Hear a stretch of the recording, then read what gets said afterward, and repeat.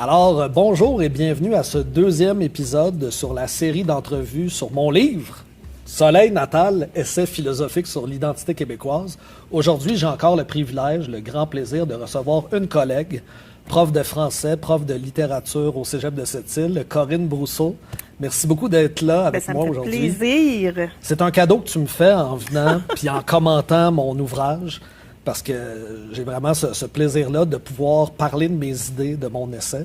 Et là, de ton point de vue, parce qu'en tant que prof de littérature, je pense que tu as beaucoup à dire et à critiquer même, peut-être, sur mon livre. Oui, on s'en était parlé, que je ne suis pas toujours d'accord avec certaines thèses ou enfin une vision globale. Ça m'a amené des réflexions quand même, surtout le chapitre 5 qui traite beaucoup de littérature sur ces parallèles-là. Évidemment, la littérature, c'est le reflet d'une société, donc ça va permettre de voir un peu de manière métaphorique, d'aller chercher des informations sur ce qui se passe à un moment donné de la société. Ouais.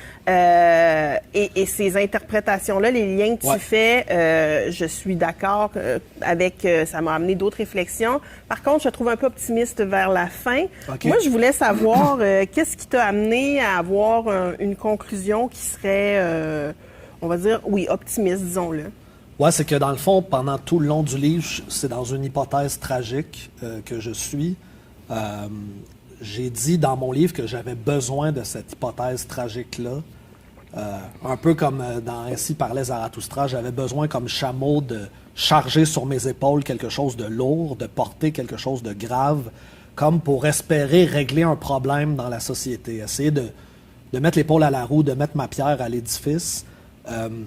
En me positionnant, puis là je ne veux pas paraître prétentieux en disant ça, mais Nietzsche parlait que les philosophes doivent être les médecins de la culture, les médecins de la civilisation. Ben moi, je me positionnais un peu dans ce sens-là pour mon propre peuple, parce que je ne comprenais pas mon propre peuple, l'identité du peuple québécois.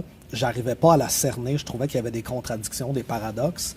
Et là, à un moment donné, je me suis mis à appliquer les philosophèmes de Nietzsche, entre autres sur la volonté de puissance, pour les appliquer au peuple québécois. Et mon but, c'était de comprendre.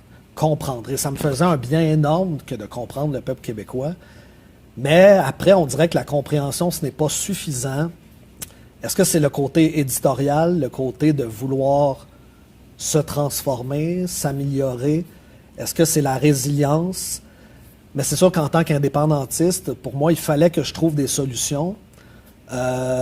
Et le chapitre de la conclusion a été le chapitre le plus difficile à écrire. Parce qu'à la fin, j'arrive à un terme assez tragique où j'envisage potentiellement la mort culturelle du peuple québécois. Et c'est potentiellement réaliste que ça arrive dans l'histoire. En tant que petite nation, on pourrait en finir par mourir. Puis quand on regarde notre histoire là, sur 400 ans, souvent, on a passé proche de la fin.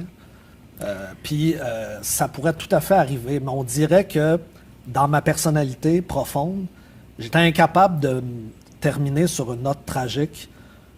On dirait que c'est pas dans ma nature. Mais pourtant, tout l'essai se dirige vers ça. Ouais. Puis là, tu parlais de ta personnalité. Ouais. C'est comme si en dernier, il y avait un sursaut de non. Oui, c'est ça exactement. Mais c'est là où moi, je suis pas vraiment d'accord. En fait, je suis plutôt d'accord avec le reste de l'essai. Et là, à la fin, on arrive avec une conclusion de dire, bon, mais quand même, il y a de l'espoir. Ouais. Et c'est là où moi, je suis pas d'accord dans cette vision-là.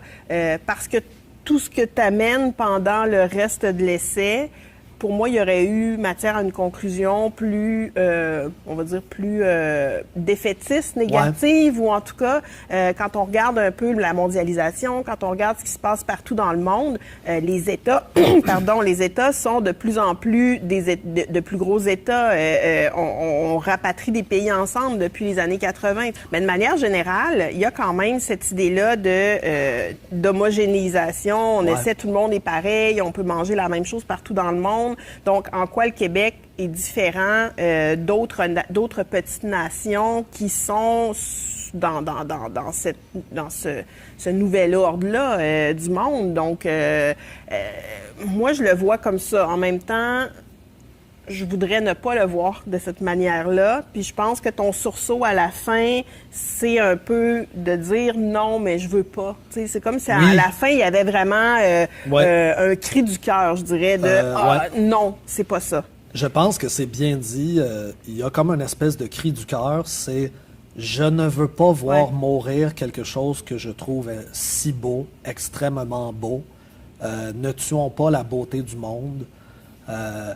Est-ce que c'est parce que je me projette là-dedans comme une espèce de sauveur, de chevalier héroïque, un peu à la manière de Don Quichotte. Exactement, de Don Quichotte qui naïvement va penser jouer à la chevalerie pour sauver la Québec, hein, la femme québécoise, peut-être. J'étais incapable de me débarrasser de la possibilité que peut-être que ce projet pourrait advenir. Même si quelqu'un me dirait rationnellement, ça fait pas de sens. Puis je fais, ouais, t'as peut-être raison.